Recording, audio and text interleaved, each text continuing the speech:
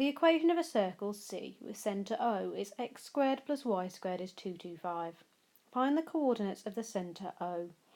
So the coordinates of any circle that we're working with at GCSE is going to be 0, 0.